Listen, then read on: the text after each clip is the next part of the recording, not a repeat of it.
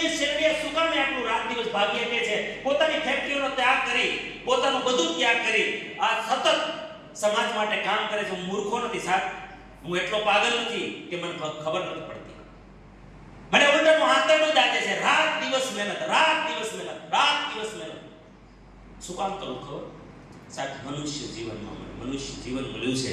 મેં કોઈ એવો અવતાર નથી જોયો. આજ મેં જેટલો સ્ટડી મને વાંચવાનો બહુ શોખ છે.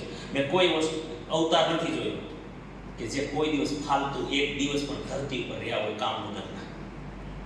સાહેબ ભગવાન રામ છેલ્લી મીટિંગ કાળ પુરુષ સાથે ચાલતી હતી અને ત્યાંથી સીધું સરયુ પ્રવેશ કરી લીધો. ભગવાન શ્રી કૃષ્ણએ કામ પતી ગયું, ઉદ્ધવજીને કહી દીધું કે પાછા નથી આવવાનું.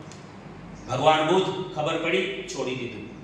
તમે જુઓ જગતના જેટલા પણ ભગવાનો છે આ જગતમાં અને જેટલા આધ્યાત્મિક મહાપુરુષો છે, ચાહે પ્રમુખ સ્વામી હોય, પાંડુરંગ શાસ્ત્રીજી હોય, તમે જેટલા મહાપુરુષો, ચાહે જલારામ હોય, ચાહે નરસિંહ મહેતા હોય, ચાહે જે સંતો મહાપુરુષો છે ને, જિંદગીના છેલ્લા શ્વાસ સુધી કામ કર્યું.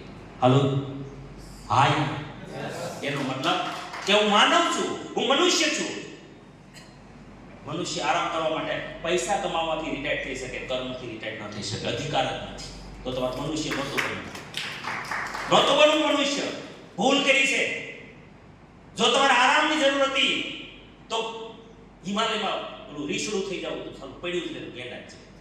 પાણીનો કોઈ ગેંડો થવું હતું. જો તમારે આરામની જરૂર હોત. મનુષ્ય જીવન આના માટે મળતું જ નથી. આનો સ્પષ્ટ ઉલ્લેખ શ્રી કૃષ્ણ ભગવાને ગીતાજીમાં કીધો છે. અર્જુને જ્યારે પ્રશ્ન પૂછ્યો કે ભગવાન મનુષ્યની વ્યાખ્યા શું, એક જ વાક્યમાં જવાબ આપ્યો, મમ વર્તમાન વર્તન તે મનુષ્યાપાત સર્વસઃ. મમ વર્તમાન વર્તન તે મનુષ્યાપાત સર્વસઃ.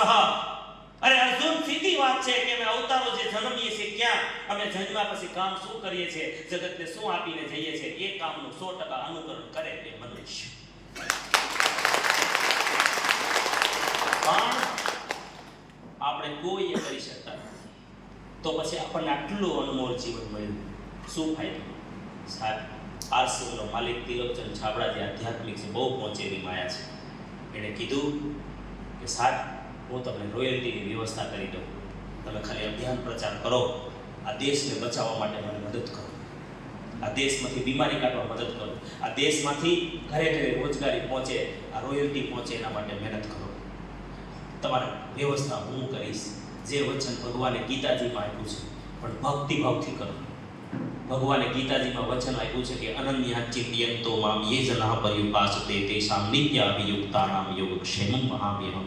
જો કોઈ ભગવાનનું કાર્ય એટલે ભગવાનને એક જ ઈચ્છા છે કે ખુશહાલ યહાં પર મારો દીકરો આ ધરતી પર ભૂખ્યો ન રહે, મારો દીકરો અહીંયા અધૂરો ન રહે, મારી દીકરી કોઈ ગરીબ ન રહે, મારી દીકરી કોઈ દુઃખી ન રહે, ખુશહાલ યહાં પર હરજન હો. જો કોઈ પણ વ્યક્તિ કોઈના ચહેરા પર ખુશી લાવવા માટે કામ કરે ને, તો હું એવું માનું છું કે ભગવાનનું કામ છે. આ ભગવાનનું કામ. આજ તમારા રમેશ સોલંકીએ કોઈનો દીકરો બચાવ્યો.